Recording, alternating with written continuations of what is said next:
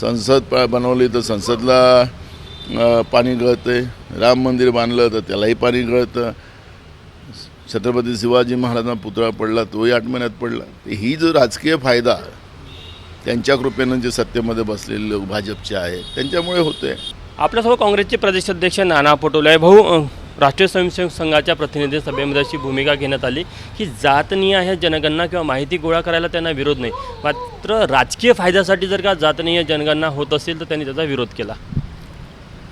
ज्यांनी आरक्षणाचा विरोधच केलेला आहे, स्वतः मोहन भागवतांनी एकदा नाही अनेकदा आरक्षणाचा विरोध केलेला आहे. आमचं सरकार केंद्रात राज्यात आलं आणि त्याच पद्धतीचं एक मोहीम आरक्षणावर घाला टाकण्याचं भाजपच्या वतीनं सुरू आहे आणि ते सगळ्यांनाच कळत आहे. आम्ही राजकीय फायद्यासाठी मागणी केलीच नाही आणि नाही करणार आणि काँग्रेस पक्षाला ती गरज पण नाही.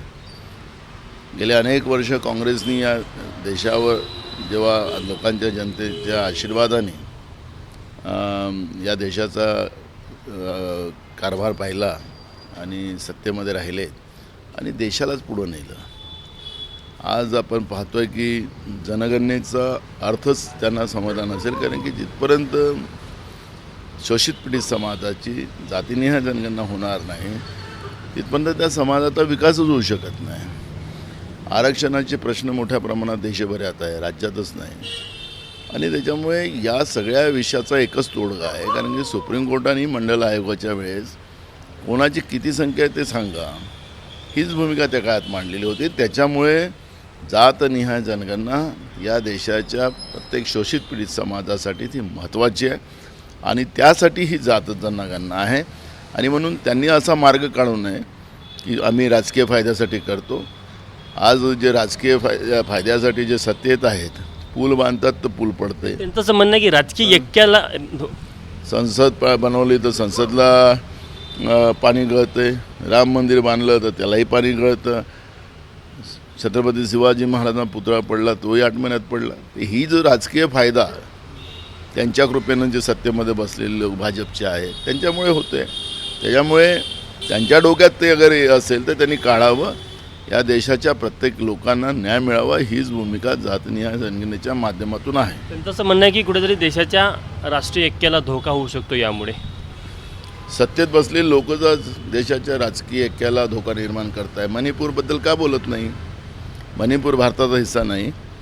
7 वर्षानंतर तुम्ही निवडणुका घेतायत आहे आता जम्मू काश्मीरच्या, ते राष्ट्रीय ऐक्याचा धोका नव्हता. अनेक प्रश्न आहेत. त्याच्यामुळे असा फाटा फोडू नका. हा या देशाच्या शोषित पीडित समाजाला न्याय मिळावा, जे डॉक्टर बाबासाहेब आंबेडकरांनी संविधान दिलेलं आहे त्याच्या आधारावर ही व्यवस्था आहे. त्यामुळे याला फाटा फोडू नये एवढीच आमची. शेवटला प्रश्न, महाविकास आघाडीचा मोठा आणि प्रमुख पक्ष म्हणून काँग्रेसचा म्हणजे जागा वाटप कधीपर्यंत व्हावं यासाठी काँग्रेस प्रयत्न करत आहे? गणपतीच्या नंतर करू. म्हणजे निवडणुकीच्या किती आधी झाली तर सोपं होईल असं वाटतं तुम्हाला? काही अजून आमच्या निवडणुकी तयारी सुरू आहे. गणपती